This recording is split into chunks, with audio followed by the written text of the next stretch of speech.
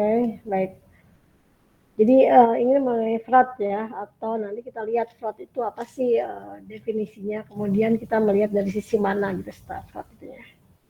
Baik, jadi kita berdefinisi mengenai definisi fraud, kita akan masuk ke statement on auditing standard gitu ya mengenai fraud sebetulnya.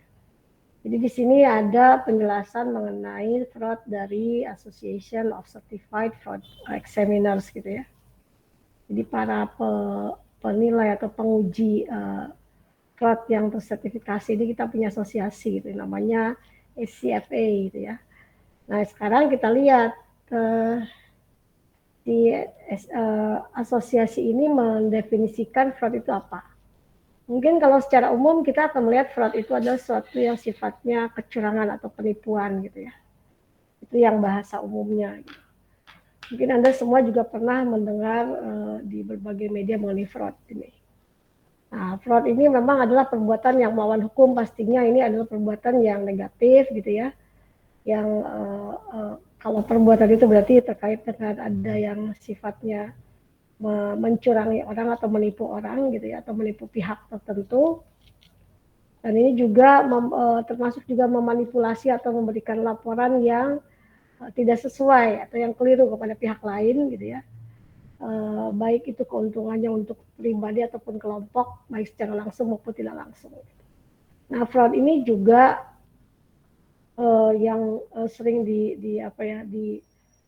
dibandingkan dengan yang namanya kesalahan yang tidak disengaja atau error ya. Kalau error itu biasanya tidak disengaja, gitu. Tapi kalau fraud itu disengaja. Jadi kalau kita berbuat kecurangan atau penipuan itu pasti disengaja. Jadi ada efek bahwa dari awal itu kita sengaja melakukan itu gitu. Ada intention gitu ya. Nah, kalau di SAS sendiri Statement of Auditing Standard mendefinisikan fraud sebagai an intentional act that result of material misstatement or in financial statements ya, that are the subject of an audit. Jadi memang ada intention secara intensi atau niat gitu ya, niat untuk menghasilkan misstatement atau menyusun kesalahan pernyataan dalam suatu laporan keuangan yang merupakan subjek dari audit. Jadi sengaja klien itu menyusun sesuatu hal yang misstatement gitu, dan itu intentional acts ya, jadi itu disengaja. Dan juga setelah kita berbicara mengenai fraud, SAS tentunya juga mengeluarkan beberapa regulasi ya terkait dengan beberapa hal, karena tadi fraud ini bisa dilakukan oleh siapa saja, oleh perusahaan besar mana saja yang mungkin pernah saya singgung dulu pada saat kita bahas GCG, yaitu ada Enron, ada WorldCom, ada Adelphi, ada Tyco. Ini perusahaan-perusahaan besar yang melakukan skala akuntansi atau fraud gitu ya. Kemudian SAS 99 juga mengatur tentang consideration of fraud in a financial statement audit. Ini diatur supaya apa? Pada saat seseorang atau kelompok berkeinginan gitu ya, atau berniat gitu untuk melakukan suatu fraud, maka mereka akan memikirkan secara panjang lebar lagi, karena ini dampaknya bisa besar dan juga nanti ada sanksinya secara hukum yang bisa diberikan oleh asosiasi atau juga oleh penegak hukum atau negara yang bersangkutan gitu ya, atau ya tadi penegak hukum dari negara yang bersangkutan. Nah, sekarang kita melihat apakah itu fraud secara nyatanya seperti apa. Bagaimana fraud itu terjadi, kenapa fraud itu terjadi. Nah, ini ada triangles ya, atau apa disebutnya, 3 hal ya, yang memang ini ada dampaknya besar terhadap terjadinya fraud. Nah, fraud ini memang secara umum menurut ini tahun 1953 udah dibahas nih. Berarti sudah terbayang ya bahwa fraud itu sudah muncul sejak lama gitu ya, bukan baru-baru ini gitu ya. Karena fraud ini berdampak pada keberlangsungan perusahaan. Maka yang namanya Krisi ini tahun 53 menyebutkan, mencantumkan dalam suatu artikelnya yaitu fraud triangle. Nah, jadi fraud ini bisa terjadi karena 3 hal menurut Krisi ini ya. Ada terkait dengan opportunity atau peluang, atau rationalization atau rasionalisasi, dan juga pressure atau tekanan. Nanti kita akan lihat satu-satu apakah itu opportunity, rationalization, dan pressure. Yang jelas kalau opportunity itu adalah ada peluang ya di mana seseorang itu bisa melakukan fraud terkait dengan misalnya untuk kepentingan pribadi dan juga untuk kepentingan kelompok atau golongan dengan melakukan pelaporan misalnya uang kas yang mereka laporkan dilakukan apa ya pencatatan yang tidak sesuai gitu ya, atau juga ada pengambilan aset dan seterusnya, itu ada peluang. Nah, peluang ini biasanya dilakukan oleh orang-orang yang memiliki jabatan atau memiliki kesempatan ya di dalam suatu struktur organisasi tertentu. Misalnya orang yang mengambil misalnya cash itu biasanya, contoh misalnya ya, ini kasir ya. Kasir ini memang kan sedang dalam proses untuk mengemban jabatan atau mengampu tugas di bidang tersebut gitu ya, menjadi kasir. Nah, karena dia mampu gitu ya melakukan tadi manipulasi dengan cashnya mudah, tidak mungkin juga tidak dikontrol gitu. Nah, itu kan membuat seseorang merasa muncul peluang nih, gampang nih ngambil uang gitu ya, gak ada yang memperhatikan gitu ya. Dalam prosesnya pun tadi yang kemarin kita bicarakan mengenai internal control, tidak ada proses dari next step jabatan berikutnya, tidak ada kontrol, jadi dia yang mengelola, yang mencatat, yang menyimpan satu orang sendiri. Nah, itu muncul peluang. Kemudian kalau rationalization itu adalah justifikasi dari diri kita sendiri bahwa dishonest action itu atau perbuatan tidak jujur itu adalah tidak apa-apa gitu ya. Jadi misalnya gini, kita melihat ini contoh aja ya, mohon maaf jika ada yang memang kurang berkenan. Contoh misalnya ada satu bagian tertentu di bagian keuangan merasa bahwa ini ada kelebihan uang, itu kita masukkan sebagai keuntungan pribadi misalnya. Dia melihatnya kenapa? Karena misalnya dia melihat bosnya atau atasannya juga melakukan hal yang sama gitu. Jadi menurut dia itu nggak apa-apa karena mereka juga melakukan hal yang sama. Jadi itu banyak rasionalisasi yang kita nggak apa-apa melakukan ini, yang lain juga melakukan itu kan gitu ya. Itu rasionalisasi. Jadi itu muncul fraud ya. Kemudian pressure. Nah, kalau pressure biasanya bisa dari pribadi, atau pressure-nya bisa dari rumah tangga pribadi atau dari keluarga pribadi atau dari kelompok tertentu ya. Jadi motivation atau incentive to commit fraud. Jadi dia ada motivasi nih misalnya karena kesulitan ekonomi, karena tekanan keluarga, karena mungkin kalau kita berbicara mengenai partai gitu, kelompok golongan partai tertentu diminta oleh partainya misalnya untuk setor misalnya kayak gitu ya contohnya ya. Jadi itu adalah contoh fraud yang memang bisa muncul. Pertama adalah opportunity, rasionalisasi, dan pressure. Di mana di antara tiga ini yang bisa misalnya yang paling besar memotivasi seorang untuk melakukan fraud sebetulnya? Ya sebetulnya kalau tidak ada peluang, rasionalisasi itu nggak bisa, dan pressure juga nggak bisa, meskipun di press seperti apa. Kalau peluang nggak ada mungkin nggak bisa, karena peluang itu yang memungkinkan orang mengambil sesuatu ya. Kalau nggak ada peluang, yang lain pressure ada, rasionalisasi ada, peluangnya nggak ada, nggak bisa. Ya, karena tidak di tempat itu dia bisa mengambil. Gitu. Ya. Oke, kita lihat satu-satu ya. Kita lihat dari pressure dulu ya. Pressure ini lebih cenderung pada keadaan seseorang yang ditekan ya. Baik itu secara ekonomi maupun secara apapun, tapi yang jelas dia mengalami kesulitan. Jadi kalau kita mengalami kesulitan, biasanya ada hal yang ingin kita lakukan, gimana caranya ya supaya kita bisa melakukan fraud atau kecurangan. Nah, tekanan tersebut juga bisa termasuk misalnya gaya hidup, tuntunan ekonomi, dan termasuk hal keuangan dan non keuangan. Itu sesuatu yang sifatnya pribadi, dan itu hanya orang yang tahu ya. Hanya orang tersebut yang tahu kenapa pressure-nya terjadi. Dari keluarga, dari lingkungan, kemudian dari tadi organisasi yang menyebabkan mereka seperti itu. Ya. Pressure ini memang tidak bisa terlihat dari secara kasat mata gitu, karena pressure ya. Jadi orang bisa aja mungkin pressure di keluarganya, tetapi ternyata di kantornya biasa aja, tidak terlihat. Gitu. Tapi pada akhirnya dia akan terlihat pada saat seseorang tahu bahwa dia melakukan fraud. Gitu. Ada apa gitu kan? Tapi kalau pressure secara umum, mereka tahu misalnya kondisi keluarga sekian, nah itu bisa tahu, semua orang tahu kondisi keluarga si A, si B, si C ini sedang kondisi misalnya menurun karena kesulitan ekonomi misalnya.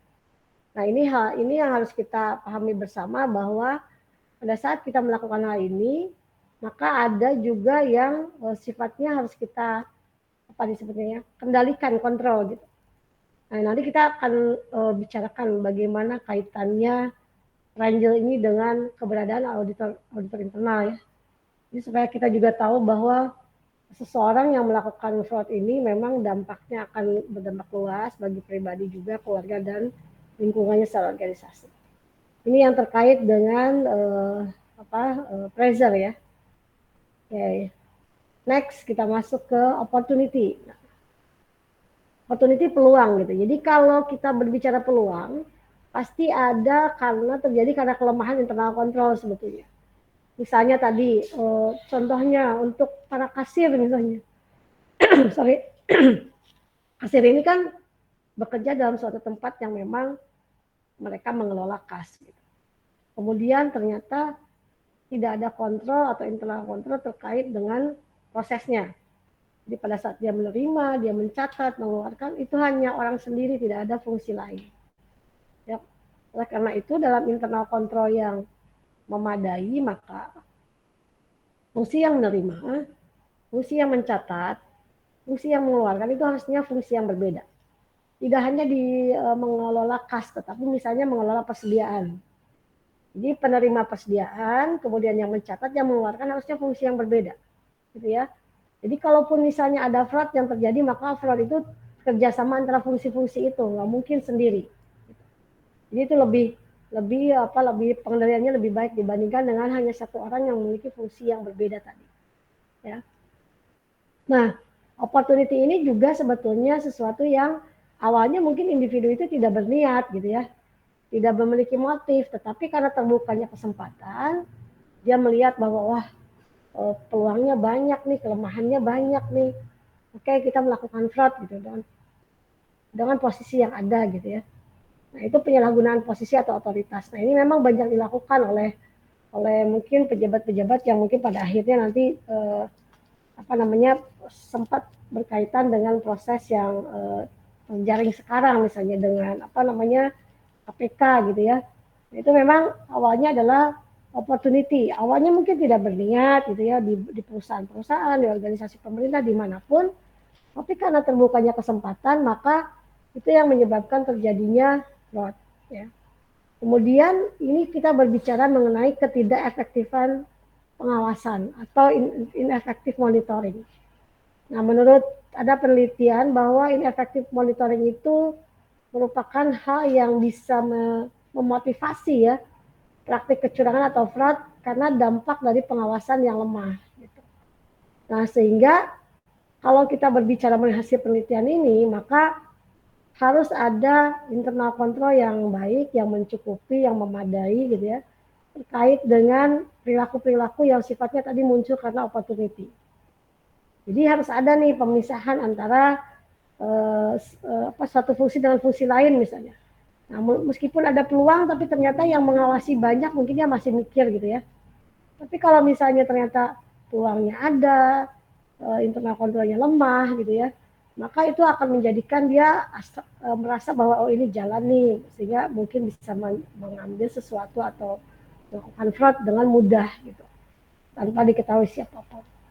Tapi pada akhirnya kembali lagi, apa peran dari para internal auditor pasti terkait dengan monitoring gitu. Misalnya contoh, kalau kita berbicara monitoring tidak selalu internal audit, tapi juga sistem yang mengatur. Saya mungkin pernah bekerja di perusahaan swasta ya yang terkait dengan para kasir ini. Misalnya 3 bulan sekali kita ingin kontrol nih kasir ini gimana caranya. Nah kasir ini kita suruh cuti gitu. Perusahaan itu bisa meminta kasir ini cuti per 3 bulan. Itu diberikan gaji yang full, dia disuruh cuti, kemudian dia bisa memberikan tugasnya ke orang lain. Gitu. Nah, jika misalnya dia melakukan fraud, maka pasti dia tidak akan mau menerima cuti ini gitu. Dia nggak mau cuti, saya nggak bisa cuti deh, saya tetap aja gitu ya nggak mau. Padahal ini cuti udah diberikan cuti misalnya 1 minggu, tapi diberikan gaji 1 bulan misalnya. Kalau orang biasa nggak ada masalah pasti mau. Tapi kalau dia ada memang suatu hal yang membuat itu akan ketahuan orang lain, dia takut, maka dia pasti nggak mau cuti. Gitu.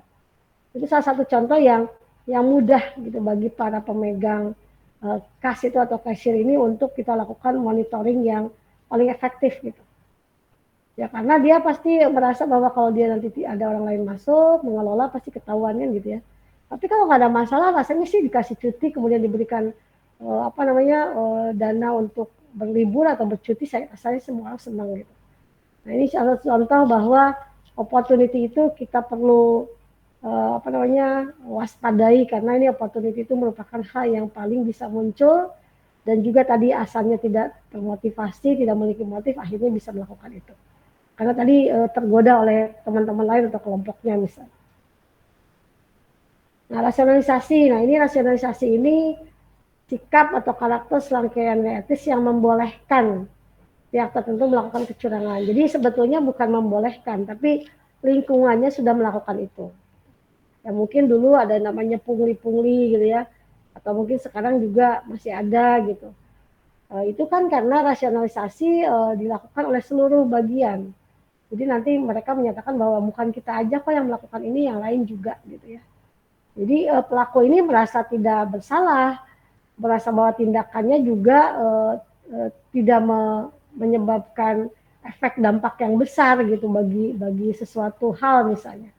Karena mereka merasa bahwa teman-temannya, atasannya melakukan hal yang sama dan juga tidak menerima sanksi gitu. Sehingga mereka melakukan itu. Nah, oleh karena itu dalam proses ini memang harus ada kontrol dari atasannya atau kontrol dari bidang terkait, terutama misalnya para auditor internal, yang mereka melihat kalau ini kan sepertinya kalau rasionalisasi itu udah masif dalam suatu organisasi melakukan hal yang sama gitu. Maka membukanya kan nggak bisa langsung gitu ya, pasti membuka fraud ini step by step oleh para auditor internal gitu. Pihak-pihak mana saja yang memang misalnya biasa melakukan itu kita masuk ke situ. Ya. Kemudian rata-rata kalau kita lihat sih tahapan-tahapan dalam suatu proses birokrasi yang lama atau panjang, nah itu biasanya ada fraud gitu karena tadi melalui meja yang banyak, tahapannya banyak, kemudian orang juga yang mau mengurus masalah hal tertentu itu banyak. Contoh kita misalnya mengurus masalah uh, uh, surat izin membangun misalnya atau surat izin untuk membuka usaha misalnya, itu kan ada beberapa tahap tuh yang harus dilakukan gitu. Kalau dulu pembuatan KTP aja kartu keluarga aja membutuhkan waktu yang lama itu, padahal sekarang cuma bisa sehari 2 hari selesai. Berarti kan itu ada tahapan yang akhirnya dibuat lama supaya masing-masing itu mendapatkan ya tadi bisa melakukan fraud dan seluruhnya bisa melakukan fraud dengan rasionalisasi ini. Merasa bahwa ini adalah hal yang tidak masalah, gitu ya, tidak salah karena tidak ada yang menerima sanksi, tapi ini merupakan kecurangan. Nah, jadi efek dari triangle itu baik dari pressure, opportunity maupun rasionalisasi, Anda sudah bisa lihat bahwa ini memang berdampak ya secara organisasi terutama. Jadi individu tertentu, kelompok tertentu melakukan fraud dengan kemungkinan penyebabnya adalah 3 tadi. Pressure atau tekanan, kemudian peluang atau opportunity dan rationalization ya atau rasionalisasi. Jadi merasionalisasikan bahwa itu adalah tidak apa-apa melakukan kecurangan, banyak orang yang melakukan itu, juga tidak akan kena sanksi juga karena banyak yang melakukan itu gitu. Ya. Jadi tergoda untuk melakukan itu. Baik, jadi ini adalah ini ya, triangles ya.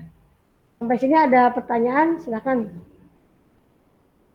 Saya coba. Oke, silakan. Sambil saya cek ya di akademi ya, coba saya cek bisa nggak sekarang, kalau tadi agak susah masuk.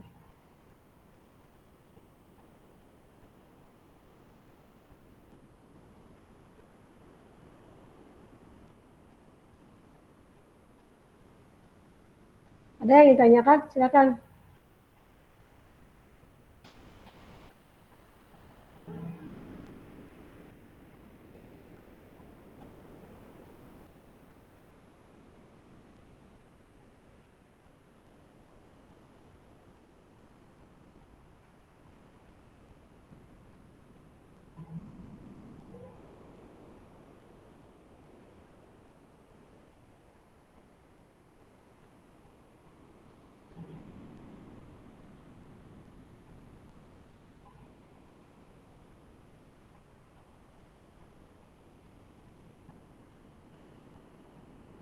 Silahkan. Ada yang disampaikan?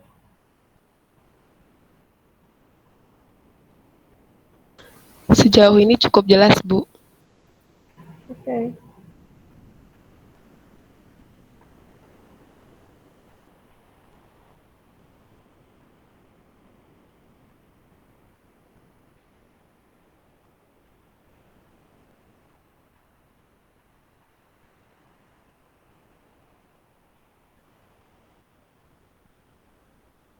Coba saya cek esensinya di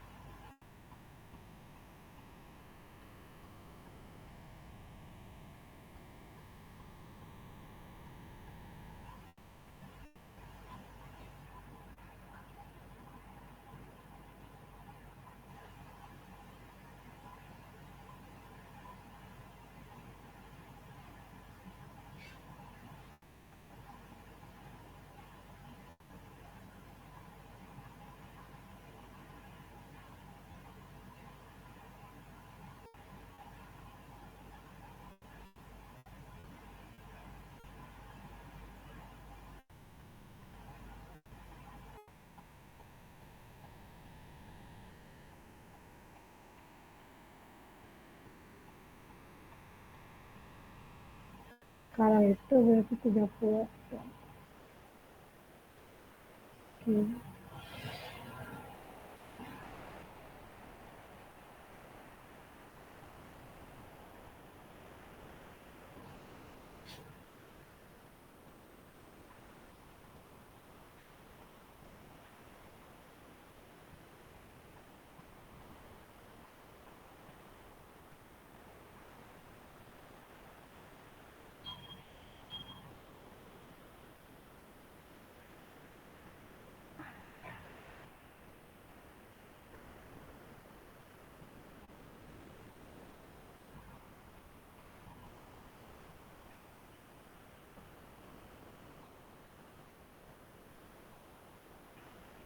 Ibu, maaf mau tanya. Ya, silakan. Untuk di absen Iya ya. speech, saya belum bisa absen, Bu. Di mana? Di akademia. Iya, masih strip gitu, Bu. Belum ada hadirnya. Ya, lagi saya cek juga nih. Kenapa saya biasanya kan bisa saya cekin ya hadirnya ya. Sebentar saya cek dulu ya. Sebentar. Baik, Bu. Esensi kelas. Biasanya ada detail kanannya, tapi kan nggak ada ya. Sebentar, ini kan kelas C benar. Terus, oke.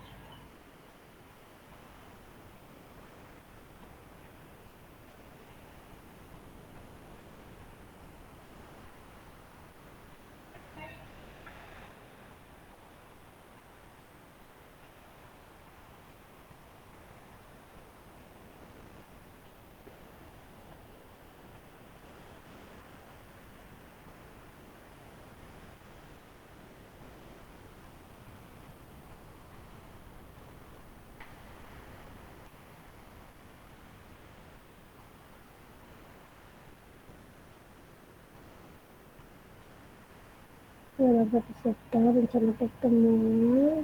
Sebentar.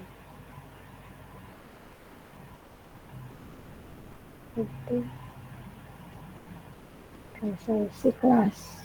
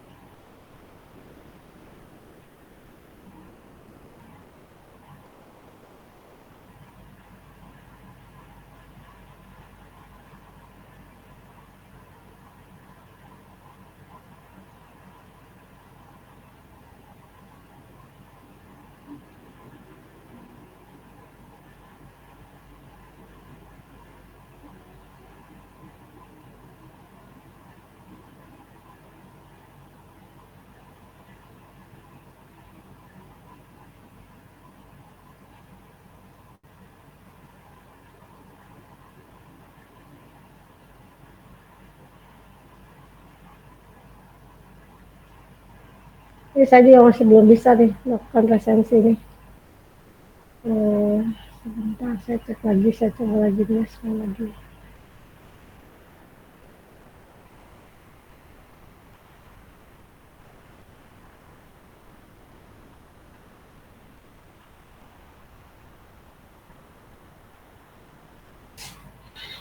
Oke, jadi coba Anda isi dulu di di learning aja dulu ya. Saya coba cek akademianya kenapa, karena itu nggak bisa menyampaikan juga, mengabsen juga saya nggak bisa. Nggak keluar yang namanya hadir dan seterusnya di sini ya. Saya coba balik lagi ya, coba reset lagi. Kita kembali dari awal, coba.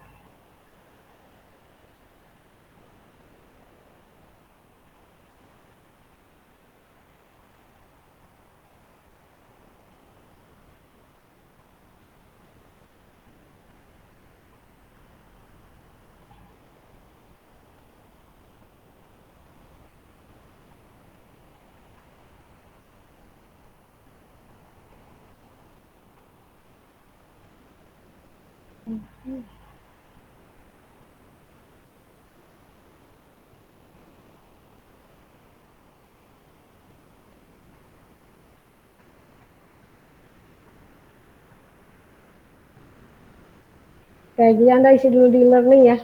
Esensinya nanti saya yang pindahin deh. Saya Anda isi dulu. Oke, ada pertanyaan? Kita masuk ke tadi sampai ke rationalization. Nah, ini sekarang masuk fraudnya berdasarkan perilaku ya. Pelaku, sorry. Jadi pelaku itu kalau kita lihat fraud dia bisa oleh kecurangan oleh karyawan, bisa pegawai gitu ya. Kemudian oleh manajemen. Nah, pegawai pun tadi bahwa selalu mengambil triangles tadi, mana yang bisa terjadi nih. Apa karena tiga-tiganya ada, atau yang penting ada peluang nih, atau opportunity gitu.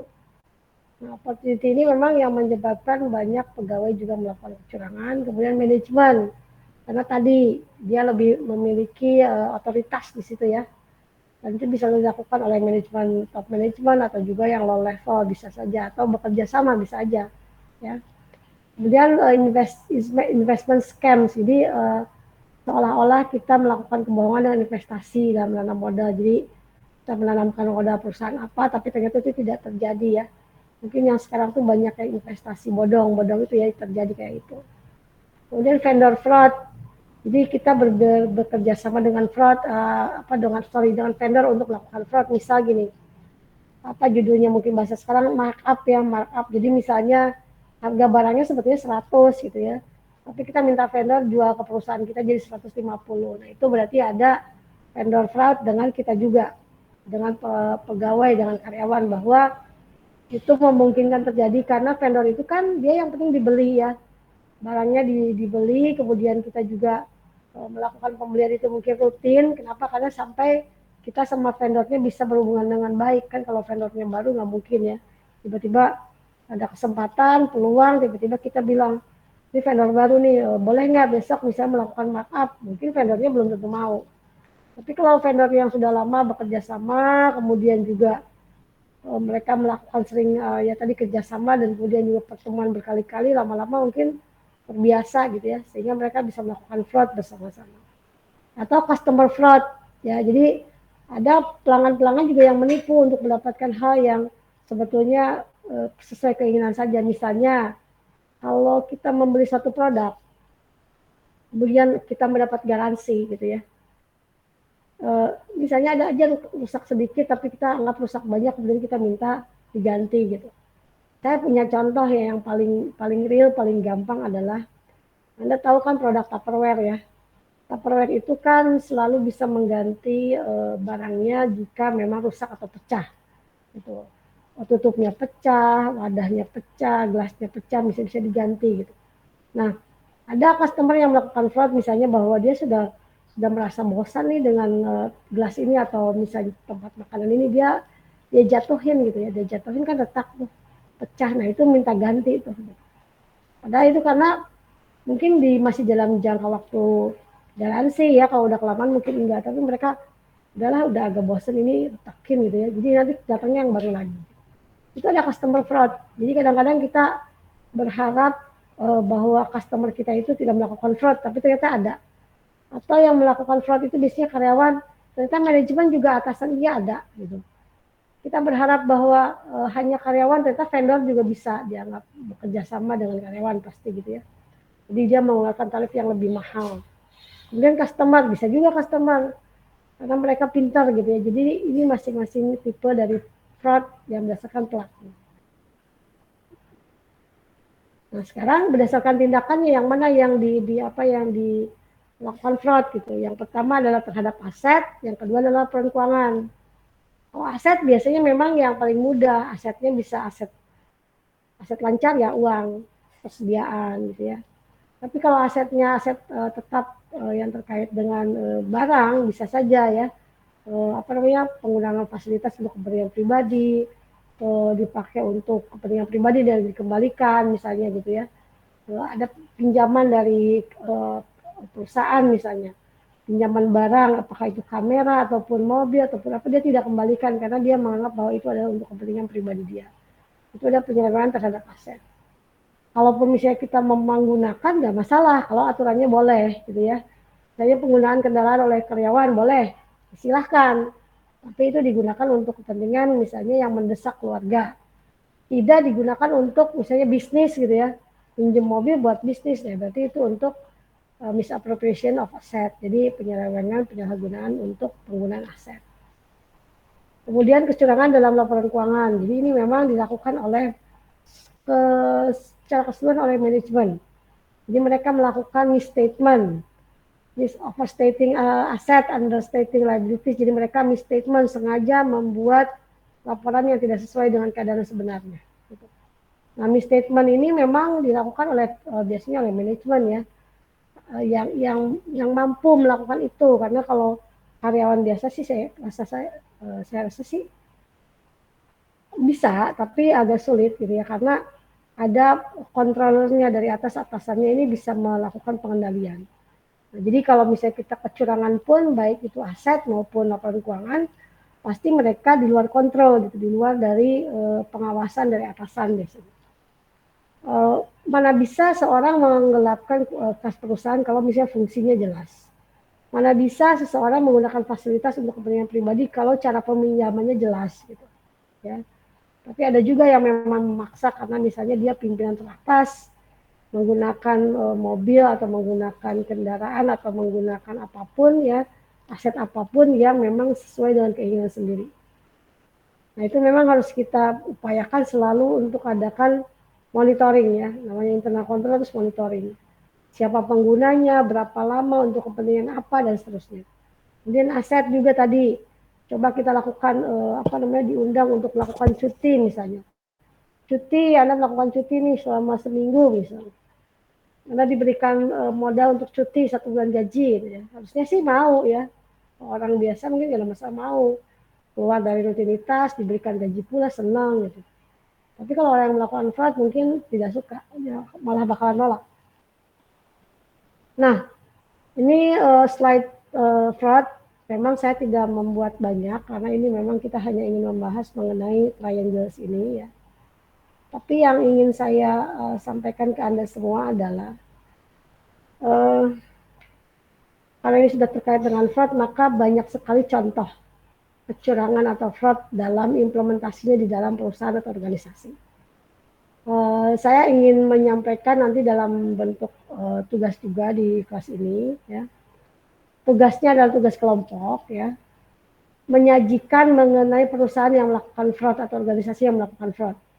Bentuknya apapun yang jelas terkait dengan tadi ya, bisa kalau ini bagaimana timbulnya fraud, tapi juga bisa ini siapa yang melakukan, employee, manajemen, atau melakukan investasi, berarti perusahaannya, vendornya, customernya. Berarti Anda diminta untuk mencari apa disebutnya ya, ilustrasi dari contoh yang memang bisa juga realitanya gitu. Kalau ilustrasi mungkin dia Anda memperkirakan aja, tapi kalau realisasinya berarti secara tindakan implementasi ada nggak yang melakukan ini di perusahaan, baik itu secara pribadi, kelompok, dan misalnya kerjasama dari pribadi-pribadi itu gitu. Itu tolong nanti disampaikan dalam bentuk laporan tadi ya, mengenai siapa yang melakukan itu, kemudian dia melakukan itu dengan motivasi apa. Otoritiskah, peluangkah, rasionalisasikah, atau pressurkah atau tekanankah gitu. Nah, ini coba Anda nanti cari untuk perusahaan-perusahaan tertentu, makanya kelompok saja, karena kelompok mungkin hanya berapa kelompok kemarin, 6 ya, kurang lebih 6 kelompok. Dan itu juga nanti kita bisa bahas sekaligus ya dalam pertemuan kita sebelum kita UTS. Jadi dari mulai GCG, kemudian risiko, kemudian fraud. Nah itu memang ada kaitannya ya. Pada saat kita melakukan audit, para internal auditor itu banyak hal, banyak sisi yang memang harus kita dalami, gitu ya. Baik itu secara real bahwa kita memang memahami prosesnya, gitu ya, atau kita real memahami apa kejadiannya, gitu ya, atau hasilnya, gitu. Jadi kita akan melihat secara auditor itu melihat bahwa perusahaan kayaknya fine-fine aja, pada berjalan lebih baik, tapi kok ujung-ujung tidak ada peningkatan laba misalnya, atau malah turun profitnya. Itu menjadi dasar para auditor biasanya turun. Ya. Meskipun secara apa disebutnya jadwal tertentu mereka punya jadwal, tapi kalau mereka melihat secara tahunan ini ada sesuatu yang salah nih, pasti mereka lakukan audit.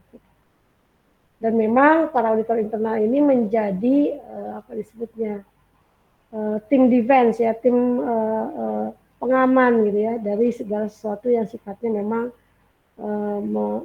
apa namanya menghalalkan segala cara atau juga menggunakan tadi posisinya otoritasnya untuk melakukan fraud. Gitu. Dan juga ini bisa menjadi dasar kita untuk menjadwalkan berapa lama nih, berapa kali dalam setahun para auditor itu melakukan review atau audit mengenai misalnya penggunaan aset gitu ya, atau mengenai tahapan dalam proses pengeluaran kas atau tahapan dalam proses pengeluaran persediaan gitu ya. Itu menjadi dasar mereka untuk membuat jadwal gitu. Karena apa? Itu penting, ini penting gitu. Karena apa, ini sifatnya bisa masif atau bisa makin meluas, sistemik sifatnya ya. Kalau sistemik berarti ada kerjasama nih dari yang menerima, mencatat sama yang mengeluarkan, itu kan agak sulit dibuktikannya. Tapi kalau misalnya yang menerima saja, nah yang mencatatnya lain, mengeluarkan lain, mereka akan cuma lihat yang menerima aja. Tapi kalau udah sistemik, saling bekerja sama, nah ini yang sulit gitu. Nah, tetapi auditor juga punya cara gitu ya, bagaimana mereka melihat atau juga mereview, mengaudit hal ini. Ya. Kemudian ini tindakannya tadi apakah bentuknya ke aset atau ke financial reporting ya. Oke, sampai sini ada pertanyaan, silahkan saya stop share dulu.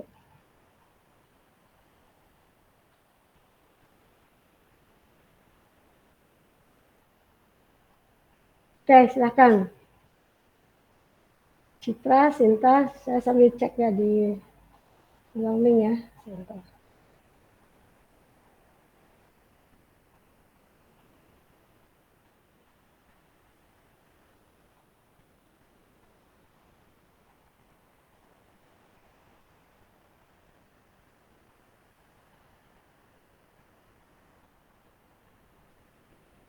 Habis. Iza sama Ibu Putu Krisna belum si presensi. Iza, ada Iza? Iza Aulia. Udah Ibu. Oke, saya cek lagi ya nanti ya. Coba. Ibu Putu Krisna. Betul. Cek lagi, saya keluar masuk lagi.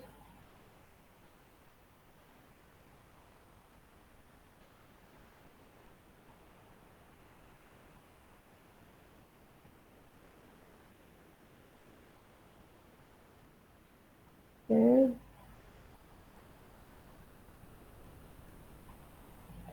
Putu Krisna. Belum isi. Udah Bu, saya lagi sih Bu. Ini masih merah di sini, saya barusan sampai restart masih juga merah. Saya baru ngisi Bu, baru ngisi. Oke, saya cek aja langsung ya. Bentar. Oke, semuanya udah. Oke. Ada yang ingin ditanyakan, disampaikan, didiskusikan, silakan.